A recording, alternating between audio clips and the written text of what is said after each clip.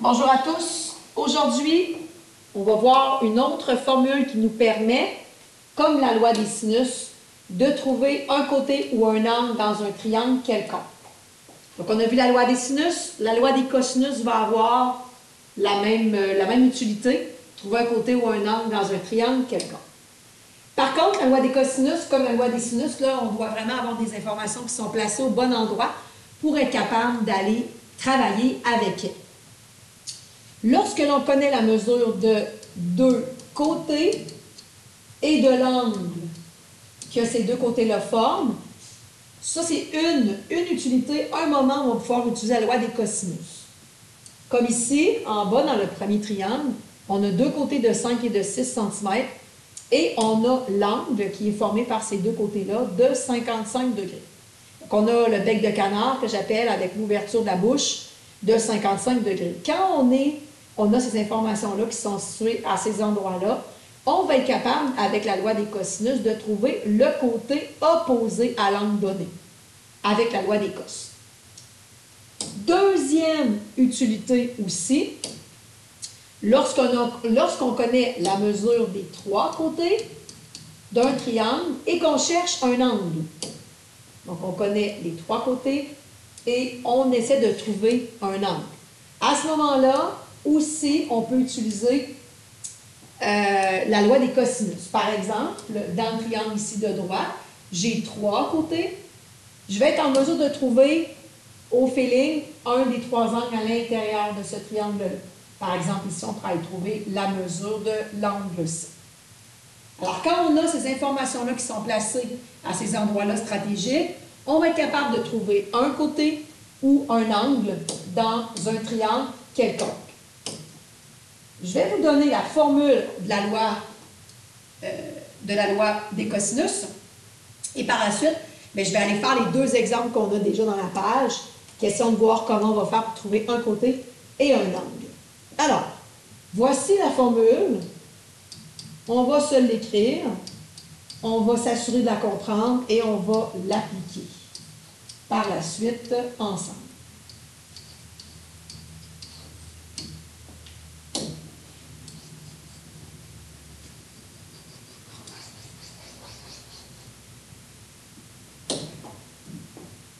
Ce qu'on remarque dans cette formule-là, on a un A au carré, un B au carré et un C au carré. Le A, le B et le C, bien ça, on le sait déjà, on a déjà un petit feeling là-dessus. Ça, c'est nos trois côtés de notre triangle.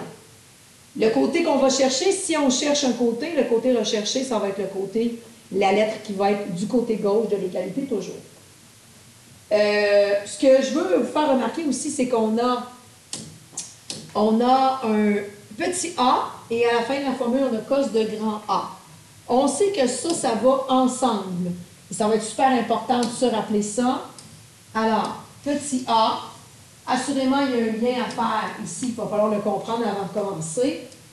Le petit a et le grand A ont un lien.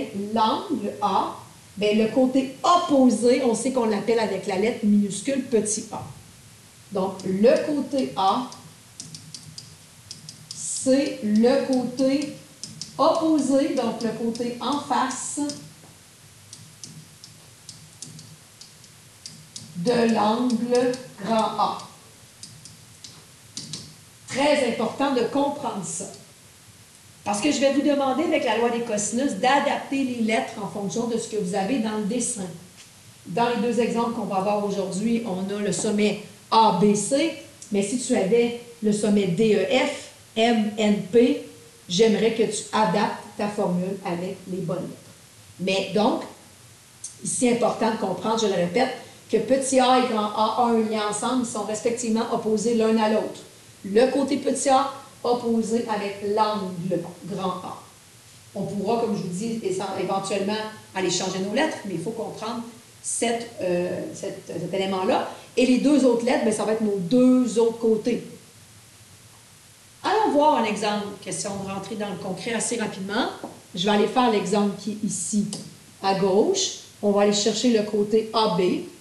On connaît 5 et 6 cm qui sont nos deux côtés, nos deux autres côtés, oui. Et on a l'angle de 55 degrés. Donc, quand j'ai donc le bec de canard, deux côtés de nez avec l'angle qui forme la bouche, je suis capable de trouver le côté opposé.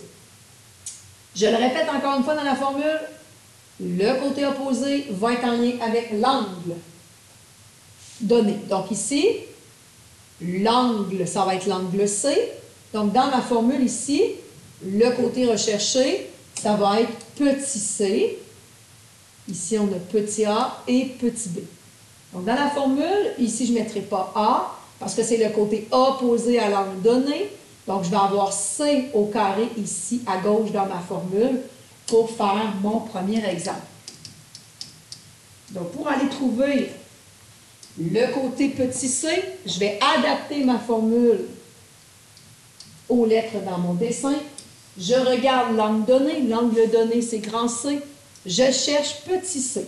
Le côté recherché va toujours être à gauche de l'égalité. Donc, je l'appelle petit c.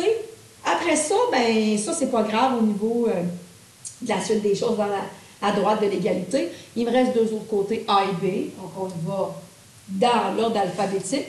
Mais sinon, ça ne serait pas grave si tu les alternerais ici. Donc, A au carré plus B au carré. Après ça, qu'est-ce qui suit?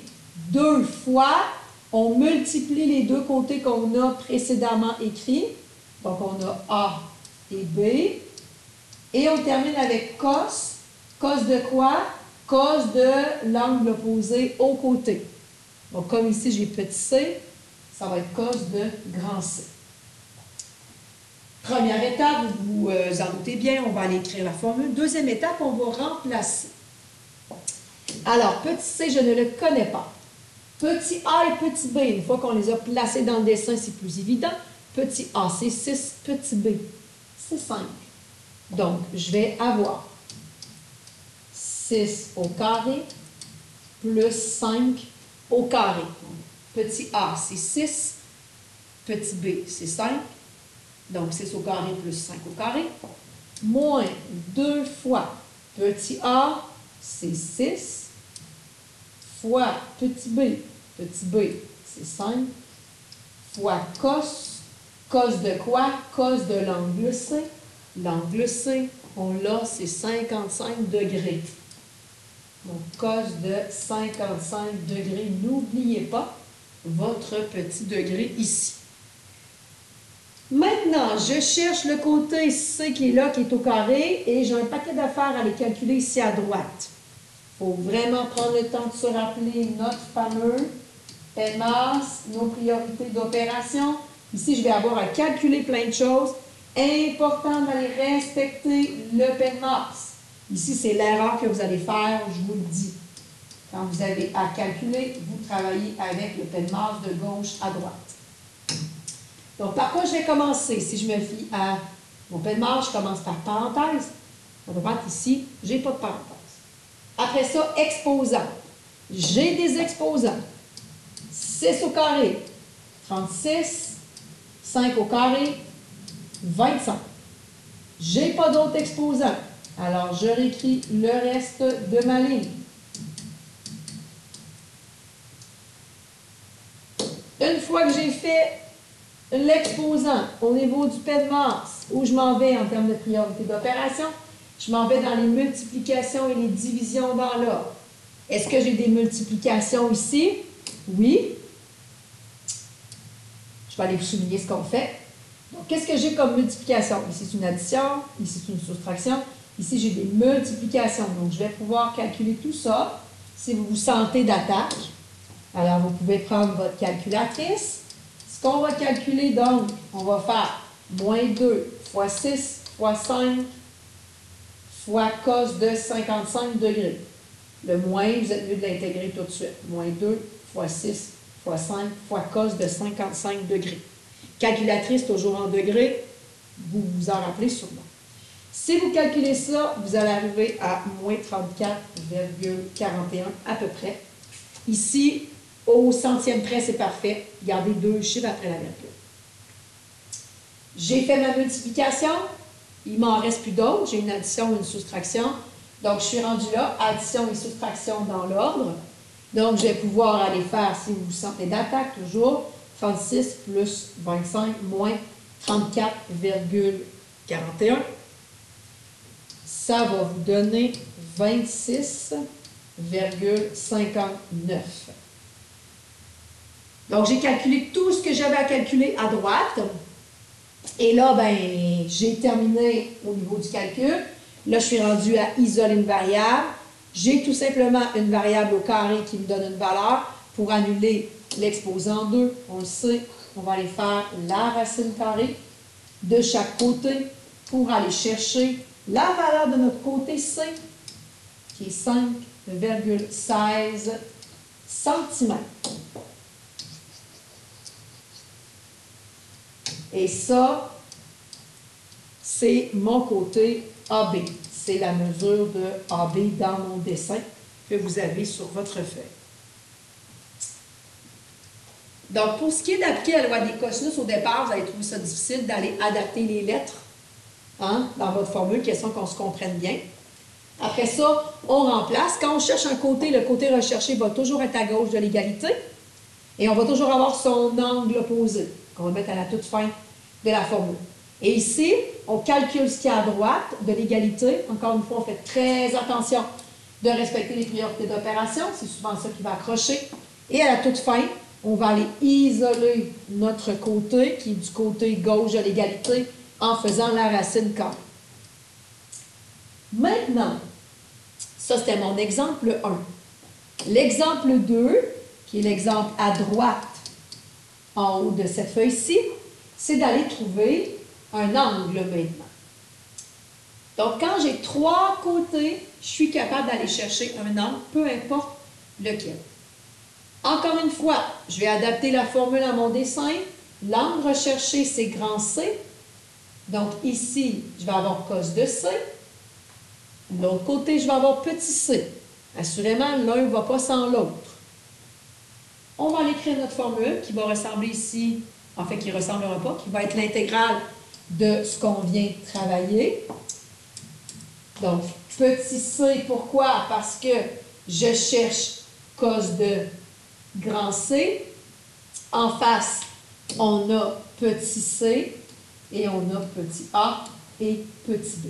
Donc, grand C dans ma formule va avec le côté ici à gauche, petit c. Alors, je vais aller écrire ma formule. J'ai petit c, grand C à les placer. Après ça, A et B va suivre. Donc, C au carré égale A au carré plus B au carré, moins 2 fois les deux côtés qu'on vient de voir, fois le cos de l'angle qui est en lien avec le côté opposé. Petit c, ça va être cos de grand C. Parfait.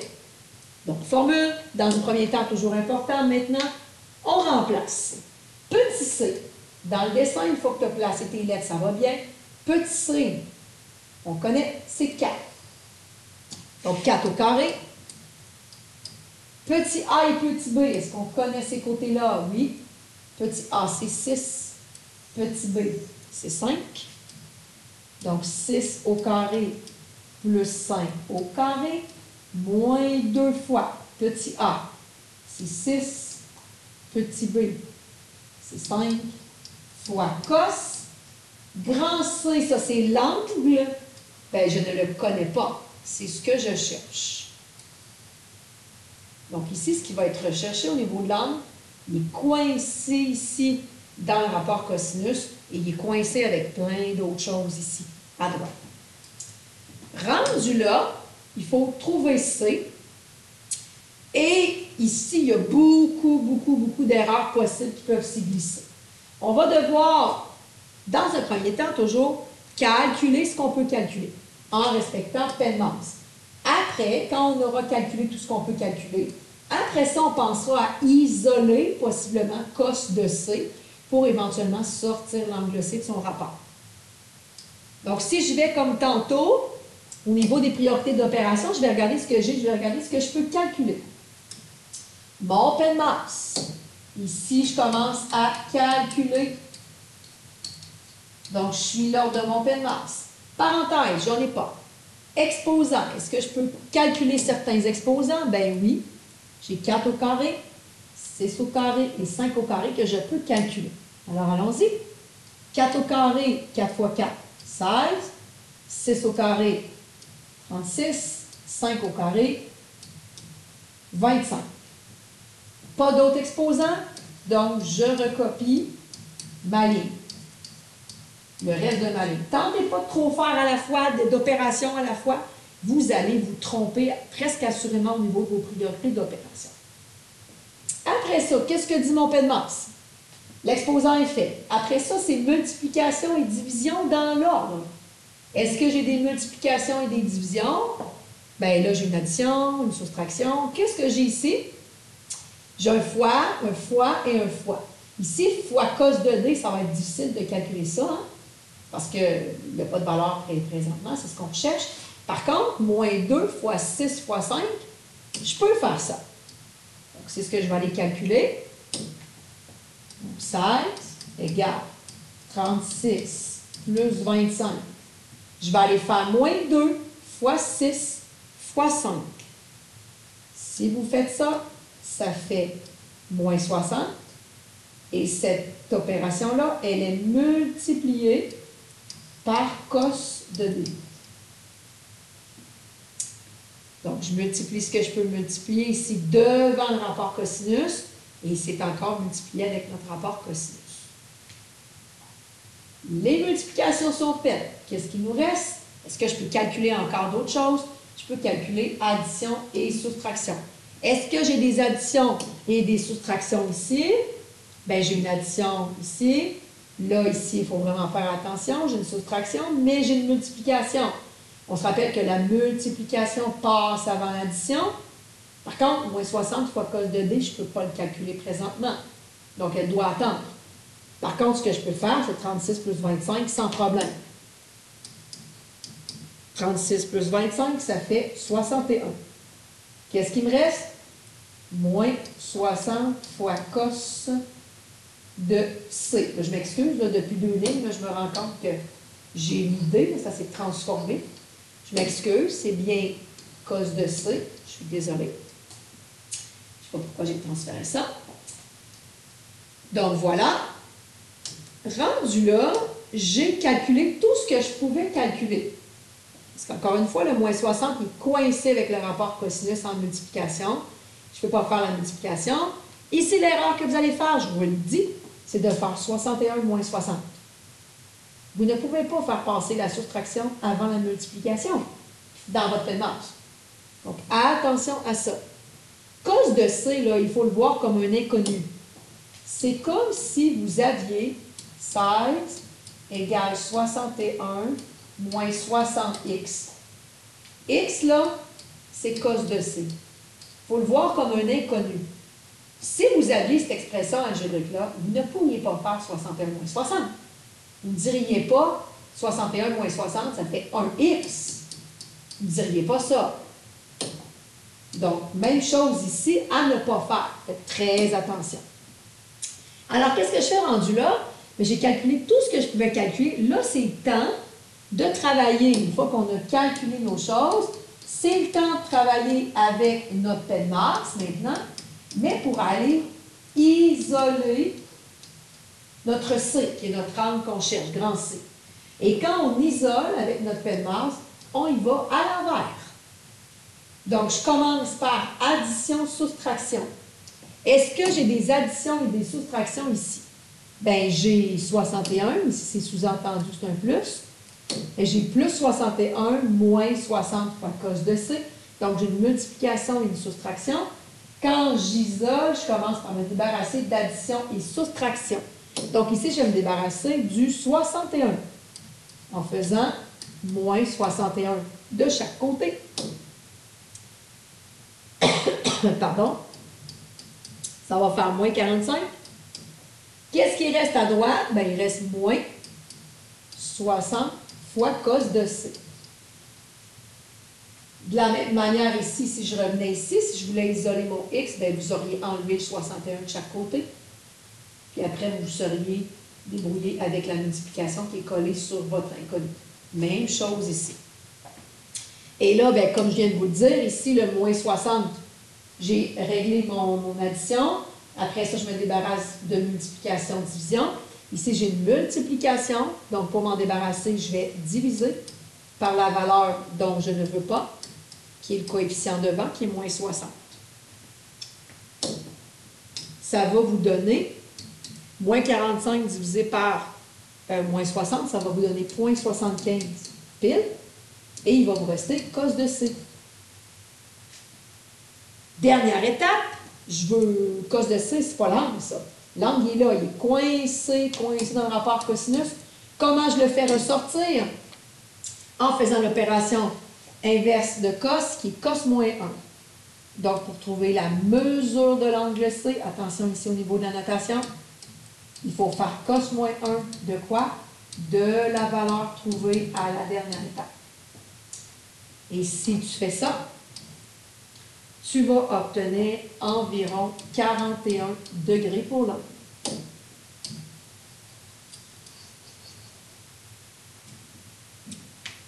Pour une mesure d'angle, je vous le rappelle, vous pouvez arrondir au degré près sans problème, donc aucun chiffre après la virgule, ou vous pouvez arrondir au dixième près, gardez un chiffre après la virgule, si c'est à votre guise.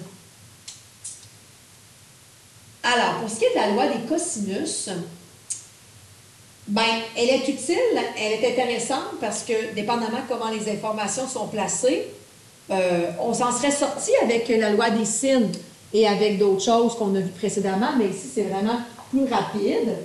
Donc, je vous le rappelle, la loi des cos, on l'applique à deux moments différents. Si on a notre bec de canard, un angle qui est formé par ces deux côtés-là, et qu'on cherche le côté opposé à l'angle, la loi des cos ici est assez intéressante à appliquer. Et si vous avez trois côtés et qu'on cherche un angle, la loi des cosinus ici est vraiment très intéressante aussi. Donc, la loi des cos permet de trouver un côté ou un angle dans un triangle quelconque, mais encore une fois, ça dépend de comment sont placées les choses dans votre dessin. Je le répète, la formule, j'aimerais que vous adaptez la formule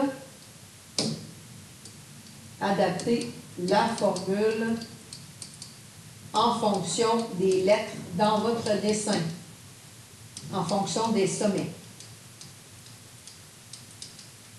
Question de bien communiquer entre vous et moi. Donc, je vous ai fait un exemple avec comment trouver un côté, comment trouver un angle. Assurément, il faut se mettre en action à ce sujet-là pour voir comment ça va au niveau de l'acquisition. Vous avez plusieurs exercices qui suivent cette page-là. Allez voir là, au niveau de la planification, voir qu'est-ce que vous pouvez faire pour venir vous mettre en action pour la loi des cosinus. Et assurez-vous de vous valider pour au niveau de votre démarche, à savoir est-ce que c'est bien écrit. Et voilà. Donc, bonne chance et bon succès pour les exercices de la loi des cos.